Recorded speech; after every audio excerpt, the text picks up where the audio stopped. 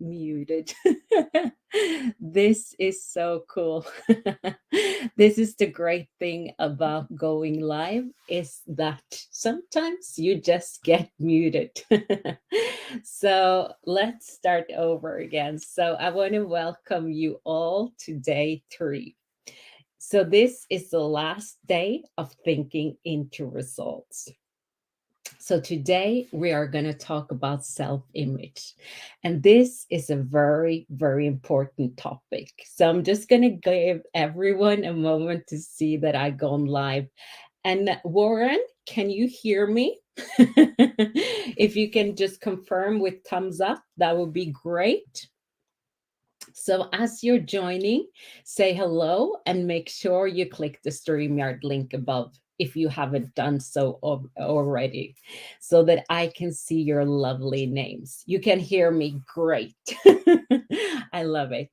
So if you guys make a comment, I can actually see who's commenting, or otherwise it just comes up at Facebook user. So let me know where you're coming from and what is the time where you are. So I want to let you know that today we are still streaming into LinkedIn, YouTube, and Facebook because we can.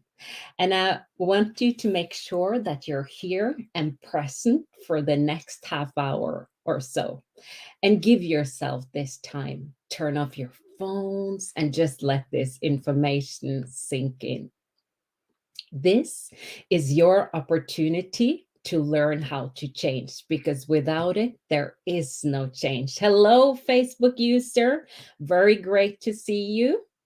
So let me tell you a story in that it's actually a study that was done by psychologist Robert Rosenhelt and Leonard Jacobs. And they did this remarkable study years ago. Hello, Chandra. So good to see you. So they did this wonderful study many years ago in which they told school teachers that based on some psychological tests, some of their students in their class were designated as late bloomers, even though they hadn't shown any academic success. They were expected to bloom. And the amazing thing is that in a very short time, the teachers began to treat those children differently than the other kids. The kids that the teacher gave attention to began to think of themselves differently. And in the end, they actually performed significantly better than the other kids. They were transformed by the teacher's positive expectation. So, what they wanted to show was the extent to which teachers' expectations could actually affect the intellectual performance, for example, their IQ score. So they gave each of the teachers in the school the names of some children in the classroom. And the names of these children were just randomly pulled out of a hat. The children did not know that the teachers were holding certain expectations for them. So a year later, they tested the kids and found that those kids who had been given more attention by their teachers were showing intellectual gain. In fact, showed greater intellectual gains than the children who did not get attention from the teachers. Quite interesting, if you ask me. So I want to welcome you to day 3, last day of thinking into the results. So for those of you who are joining now, we're going to talk about self-image. And this is a very important topic. And this is what holds a lot of people back. So I hope you're doing well on this Thursday. There are just so many countless stories of people who've been able to change their lives in incredible ways from these teachings of changing your self-image. And that is the core work that we do in thinking into results, is changing your internal beliefs, your internal habits, and your self-image. Do you know that you have an image of yourself inside? When you are standing in front of the mirror, you see a reflection of the physical you. But that's not the real you. You have a picture of yourself in your mind. And Dr. Maxwell Maltz wrote a book around 1960. It was called Self-Image Psychology, Psycho-Cybernetics. It's a phenomenal book. And he said, and it was so great because he said when he made the discovery, and he was also a cosmetic or reconstructive surgeon, and he found that when he would do work on people, he might do a nose job or remove a terrible scar. And he noticed that when he did that, there was a phenomenal change in their personality. But he also noticed with others, he would make a phenomenal physical change, and there was no change in their personality. And that led him to postulate that we have two images. We have the one that's coming back from the mirror, but we got that inner image. And that inner self image is literally controlling our life. And you will find people that have a very poor self esteem or low self esteem. They won't look you straight in the eye. They're afraid to shake your hand with you, and they're shy and withdrawn. They go through life hiding from life. They don't like themselves. They don't know themselves. Do you know when a person improves their image, they change their entire life? Their income changes, their relationship changes, their health changes. And do you know how to do that? Start studying you. Start finding out more about you. There's something phenomenal about you. So, I want to share a little bit of my story with you. I come from a family of teachers. So before I was 8 years old, I knew that I was going to be something big in this world. I could feel it. I was going to be a star. I was going to sing and act and be on TV shows. And I was watching Madonna, Tina Turner, and Oprah Winfrey and Guns N' Roses. I was preparing myself for the big breakthrough. And I was living in my imagination. Hello, Deborah. So I was living in my imagination. I was creating and I was being happy and I was limitless. So at the age of 8, I was told to go to an office close to my elementary school. I did not know why, but I went that day. That day, I was diagnosed with dyslexia. I remember that had a big impact on me. The man who diagnosed me said, "You have dyslexia. That is what's wrong with you." I remember being in that office and taking the tests. But the guy who did the tests, he never saw me. There and then, I lost my voice, my dream, and my belief in me. I did not understand what was wrong with me. And I started to play small. I felt a curse was put on me. And I just accepted it. There it stood on the paper. The secret was out. They told everybody that I was stupid. Growing up, that feeling haunted me. That was the belief I took with me. And then from the age of 12, I started feeling petrified of speaking and reading. It was like my wings were cut off. And I started to feeling that there was something uncontrollable happening to me that I didn't understand. And if you placed me in front of a few people and you asked me to read a paragraph of text in junior high or high school, I would be shaking and shivering and sweating and stuttering and just not being able to control myself. So I stopped dreaming at the age of 8. And that really crippled me, not just in my school years, but also in my jobs later in life. When I was an assistant and somebody asked me to present, oh my God, that was so horrendous experience. And I would do anything to avoid it. But deep down, I wanted to find a solution. I always had this quality in me of a problem solver. And maybe some of you guys also have that problem solver.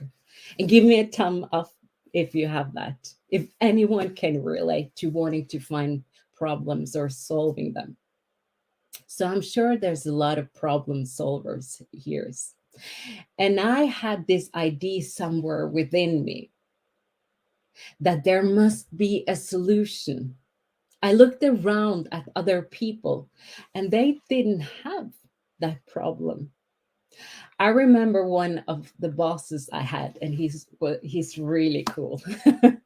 And I remember he told me, Ingjerd, just pretend that you're naked, or you're not naked, but everyone you're speaking to, and speak slowly. And it was a good idea, but I did not get it. I talked to psychologists, healers. I even called a lot of psychic people because I wanted them to fix me. I was also a YouTube junkie and I read a lot of self help books, The Power of Now. So nice. It felt so good, but I did not get it.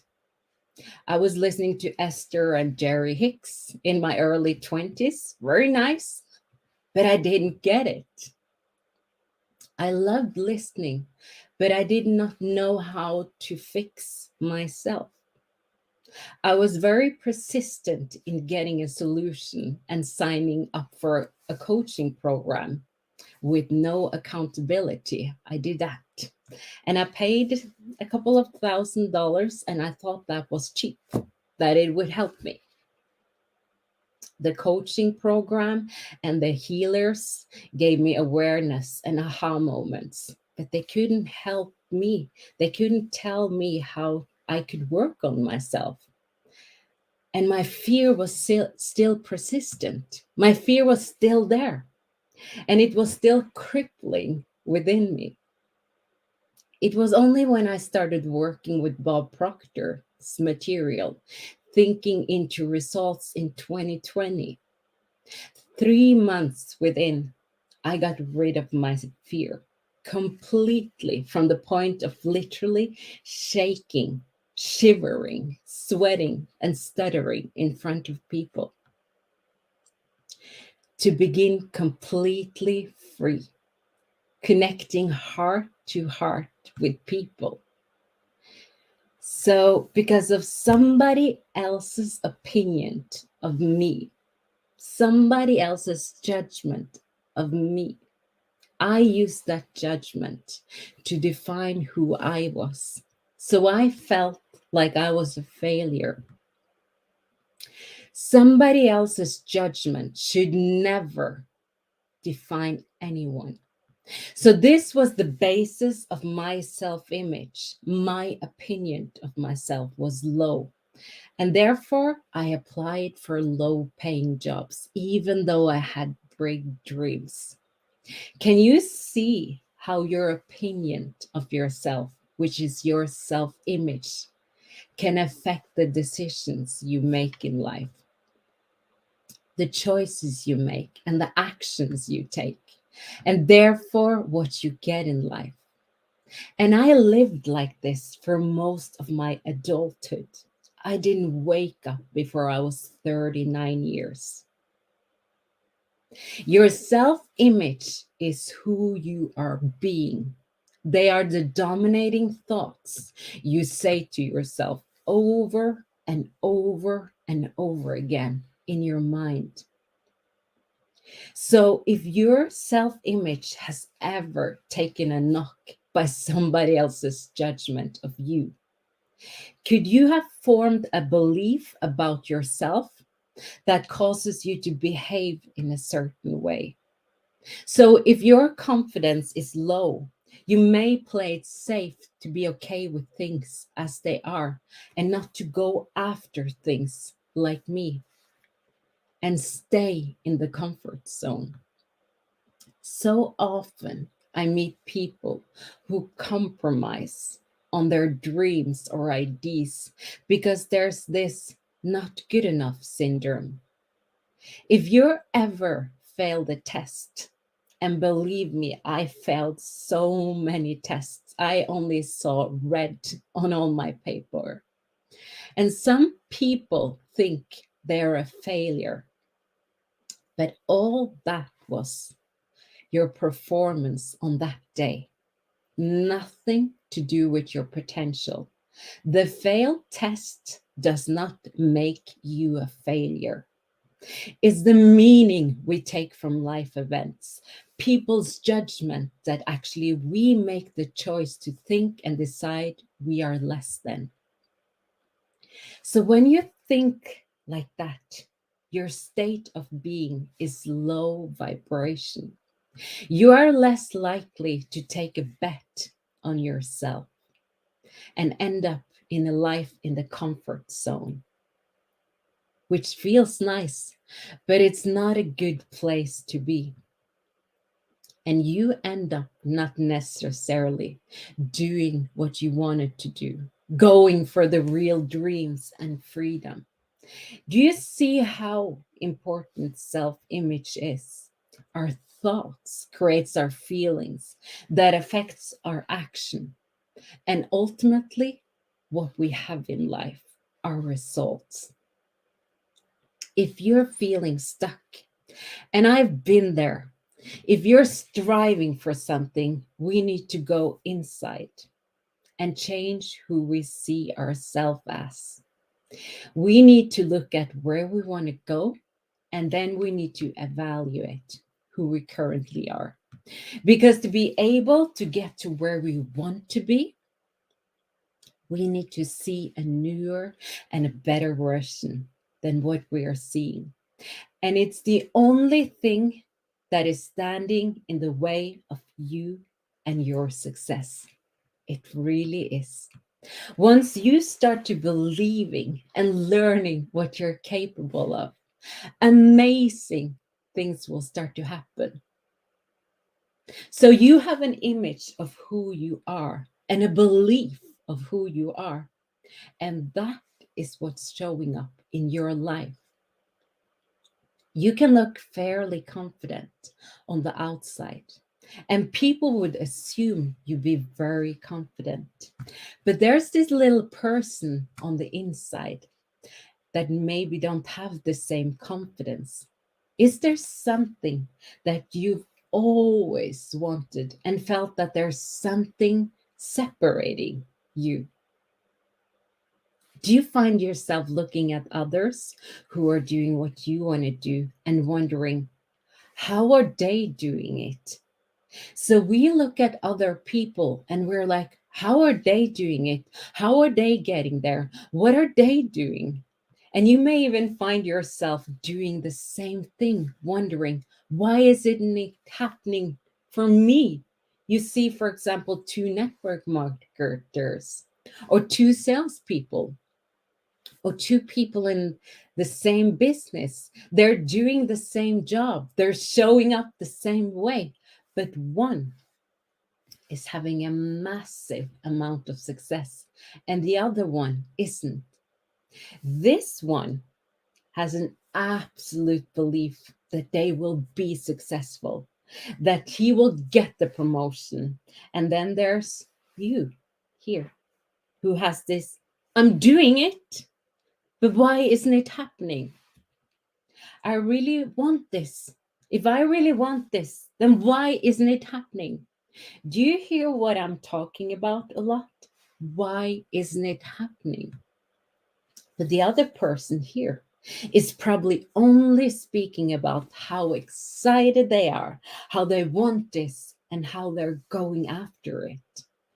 And we look at it from a point of view, well, intellectually, I want it, but in my soul, I don't believe it's so. So that's what you're talking about, how it's not happening for you. And that reflects in our self image. That reflects right back to all those beliefs that we're holding. And that's what shows up for us because everybody has a goal and we all have a subconscious conditioning. And that is the goal. Your life right now is your goal achieved. Your goal has already been achieved. Your subconscious, your paradigm is like a GPS system and it keeps you on track. It says how much money you're going to earn in your life, what kind of love you're going to have, how successful you'll be, how hard you're going to have to work to get there, if life is going to be easy or if it's going to be hard. And the current trajectory is what you believe in so internally. You may even say, no way, Ingrid, I want a better life. Yes, absolutely, intellectually. But your subconscious hasn't changed yet. And this is what we talked about, this programming. 96 to 98% of your results are coming from your subconscious conditioning. And the only way to achieve better results, and I didn't tell you that you needed to hustle harder, and I did not tell you you needed more strategy. You already know what you should be doing. Most people had all the training, and including myself, I spent a lot of money on strategy that I thought would help me. And it didn't matter what I knew. If my internal belief was that I was still going to fail, guess what attained? Failure.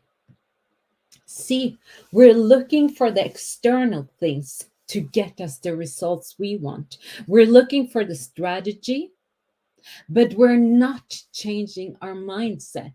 We're not changing the belief and the pattern that is happening on the inside. Because your subconscious cannot reject anything you're emotionally involved with. It cannot. It's impartial. It only accepts things that you're emotionally involved with. And unfortunately, the stories we tell ourselves are negative.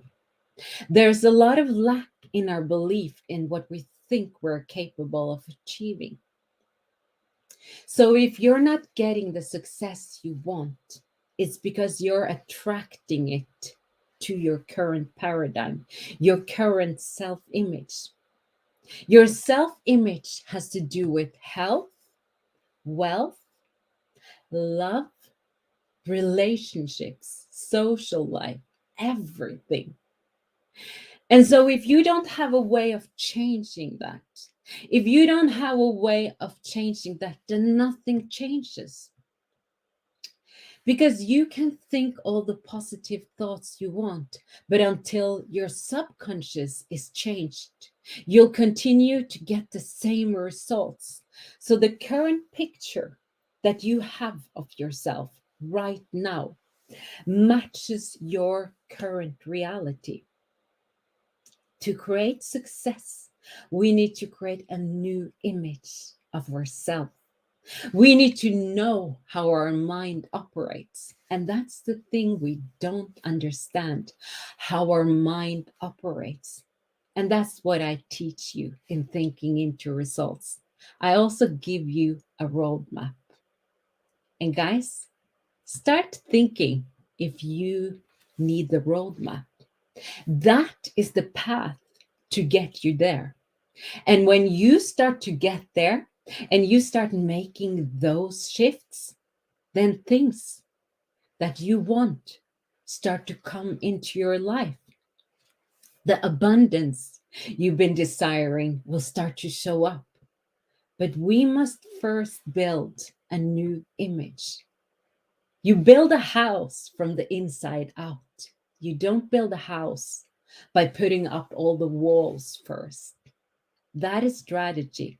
That is putting on all the glamour with nothing to support it. What is going to happen? It's going to cave in. We need to support it from the inside to get the structure so you can start to see what you want. And it's not before you understand what's going on that you will wake up. Our paradigm is making sure you stay right where you are. It's controlling our self image, it's controlling everything. So consider getting the roadmap. I want you to start thinking about that right now. Should I be doing this Thinking into Results program? Do I have the next 5, 10 years to waste? Do I want the next 5 to 10 years of my life to look like it has? And do I want to change? How much time do I want to keep wasting? And how fast do I want to change my life? Those were questions I had to ask myself. And I was all in. So let's do this. Let's create a beautiful image. I would love for you guys to share the qualities of the person that you are going to become. Are you going to be a dynamic speaker? Are you going to be fearless in sales, maybe? Are you going to be outgoing? Do you love yourself? Do you love your body? Are you healthy? And then just feel incredibly good in your body, pain free. So, again, what is self image? It's an idea, a concept of yourself, the person you think you are. It's your opinion of yourself. It's what you believe to be true. It is what you think you're capable of, what you think you're good at, what you think you're bad at, what you think you need to improve. And this all is perception. What do you say to yourself on a regular basis? It's that inner dialogue. So be a witness. Start noticing your thoughts and what you're saying to yourself. Because what you're saying to yourself over and over and over again. Remember the quote yesterday from Andrew Carnegie. It's so powerful. Any idea that is held in the mind, that is emphasized, that is feared or revered, will begin at once to clone itself in the most convenient and appropriate form available. So, what are you thinking? Take a look at your bank account. What are you willing to accept as your value? Look at the people you're hanging around. It's very telling. Look at your home. Is it tidy? Is it clean? Your car. Is it tidy? Your environment. The whole thing. Your results are a direct photocopy of the level of thoughts that are running in your mind. Think of a plant and it's growing in a small pot, and the plant can't grow anymore. because it's too small and its roots are still growing. But regardless, the plant itself isn't growing. It wants to grow, it wants to expand, but it got no room.